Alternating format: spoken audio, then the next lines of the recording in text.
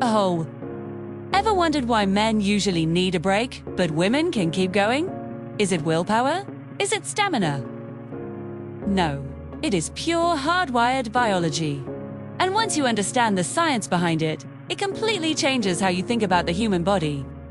Stay with me for the next 5 minutes because what I am about to explain comes straight from neuroscience and human physiology research. This is not opinion. This is how your body is actually built. Before we get into the difference between men and women, we need to understand one fundamental concept. Scientists call it the human sexual response cycle. First mapped out by researchers Masters and Johnson back in 1966. Every human body goes through 4 stages during sexual activity. Stage 1. Excitement. Blood rushes to the genitals. Heart rate goes up. The body shifts into a higher gear. Stage 2. Plateau. Arousal reaches its peak. The body is fully engaged. Stage 3. Orgasm. The peak moment. A cascade of neurochemicals floods the brain simultaneously. Stage 4. Resolution. The body tries to return to its normal resting state.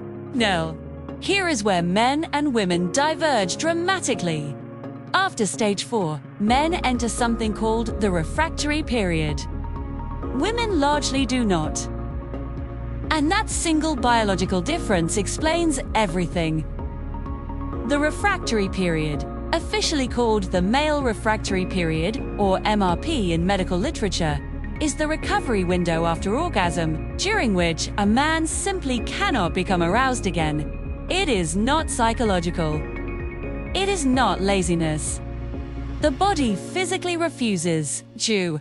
During this window, a man cannot get an erection. He cannot ejaculate. And most interestingly, his brain actually stops generating interest in sex altogether. His nervous system puts a hard block on the whole system. How long does it last? That varies enormously based on age and overall health. A man in his late teens might recover in minutes. A man in his 40s might need several hours. For some older men, it can stretch to a full day or longer. Women, on the other hand, have no equivalent physiological block. While they may feel sensitive or fatigued after orgasm, their body does not physically prevent a second or third response. Research from Masters and Johnson suggests that nearly all women are physically capable of multiple orgasms. Though only around 15% regularly experience them, the biology is there. It is a matter of circumstances and stimulation.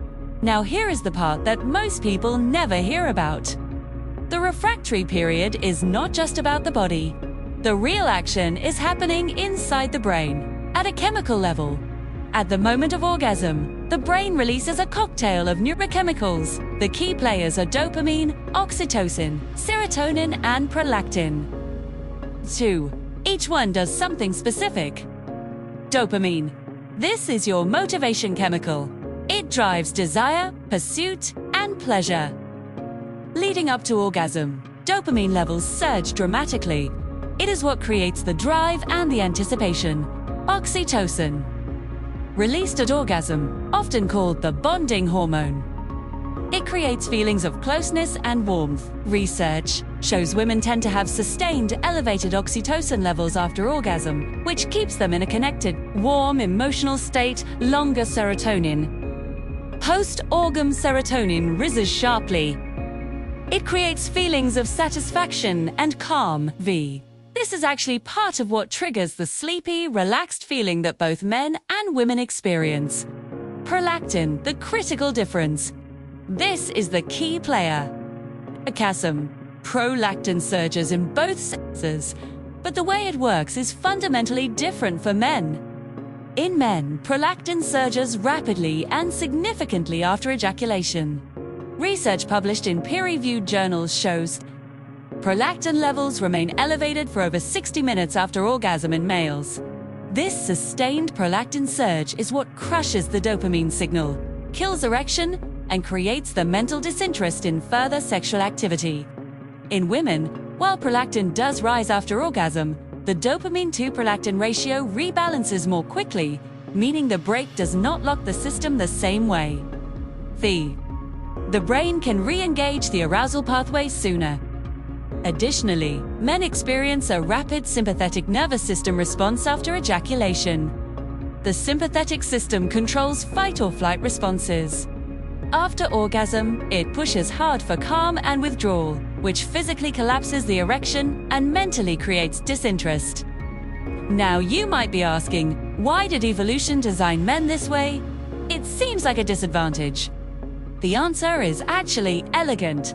Biologically, the male refractory period exists primarily because of ejaculation and sperm. Each ejaculation depletes sperm reserves that require time to replenish.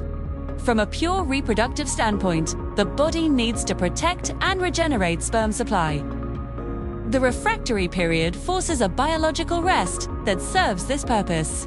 One theory, sometimes called the seminal vesicle tension theory, proposes that after ejaculation, the pressure drops in reproductive structures called the seminal vesicle. This drop in tension sends signals back to the brain through the autonomic nervous system, creating a negative feedback loop that shuts down arousal.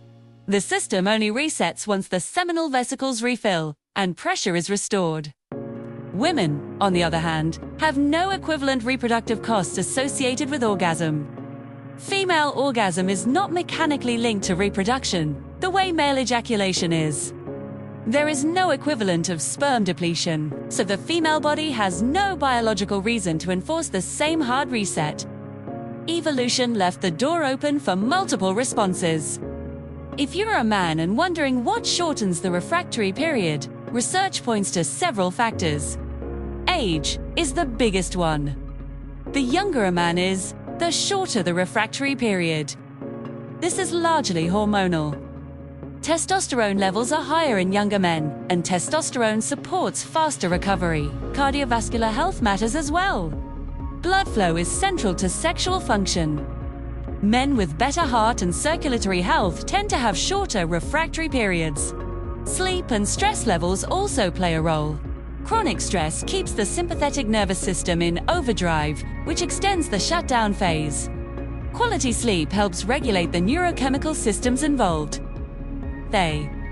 Interestingly, testosterone levels themselves do not appear to be the direct cause of the refractory period. The mechanism is more complex, rooted in the autonomic nervous system and the prolactin-dopamine balance. So, to summarize, men are biologically designed with a hard reset button after orgasm, driven by a prolactin surge, sympathetic nervous system activation, and the physical demands of sperm replenishment. Women are not built with the same hard block, which is why multiple rounds are physiologically more accessible for them. This is not about willpower or performance. It is pure neuroscience and evolutionary biology doing exactly what they were designed to do. If you found this video valuable, drop a like and subscribe for more science-backed content. Comment below what topic you want me to break down next.